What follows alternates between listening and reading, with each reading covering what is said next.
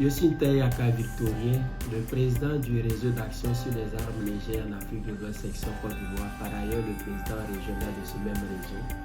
Notre réseau, le Razalao, a pour mission principale de contribuer à l'avènement d'un environnement sécurisé, paisible et propice au développement durable en Côte d'Ivoire et partout dans le monde. Nous avons bénéficié d'une initiative avec WAXI et la Fondation Monde. Et cette initiative s'articule autour de trois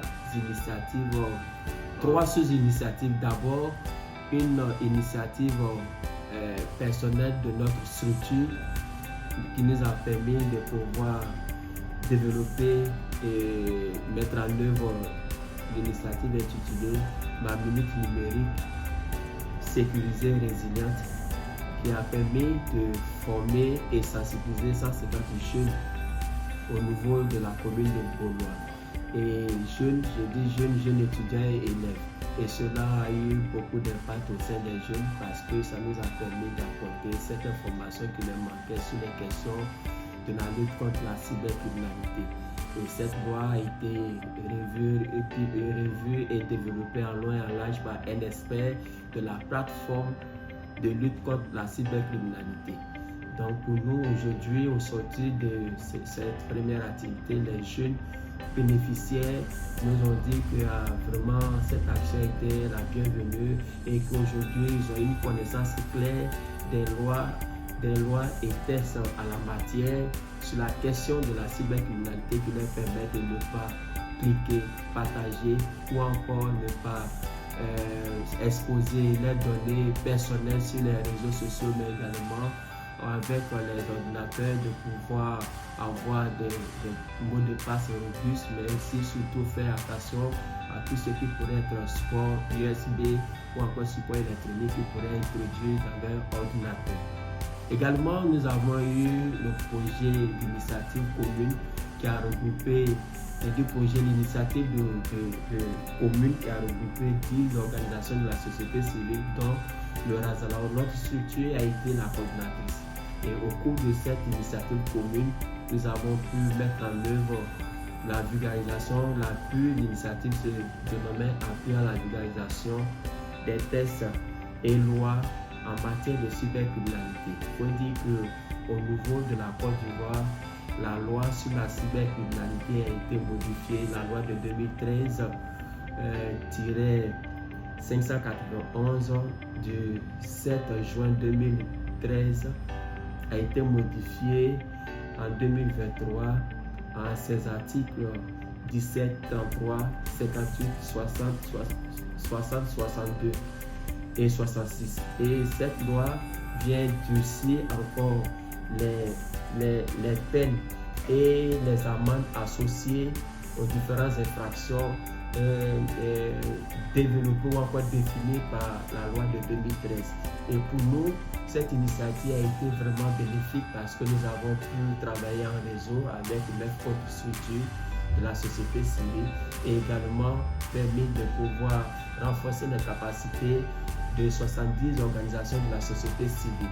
Et aujourd'hui, ces organisations ont une connaissance un peu plus claire sur la question de la loi sur la cybercriminalité, la loi en matière de lutte sur la cybercriminalité. Et cette loi est également développée dans leur entourage parce que les 10 structures bénéficiaires de cette initiative ont pu participer à des émissions radiophoniques, mais également ont partagé des visuels de sensibilisation sur les différents réseaux sociaux.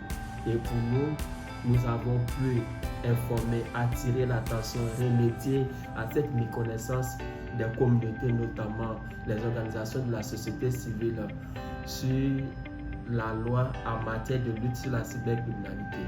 Donc, nous pouvons que saluer nos partenaires techniques et financiers qui ont été WAXI et la Fondation Monde, et nous souhaiterons que cette initiative soit également revue à l'extension pour nous permettre d'aller encore à l'intérieur de notre commune, et de notre commune à l'intérieur de notre pays pour pouvoir aussi mener ces actions avec les organisations de la société civile. Parce que pour nous, quand les organisations de la société civile sont outillées, c'est encore plus facile de relayer ces informations autour d'elles et dans les différentes communautés.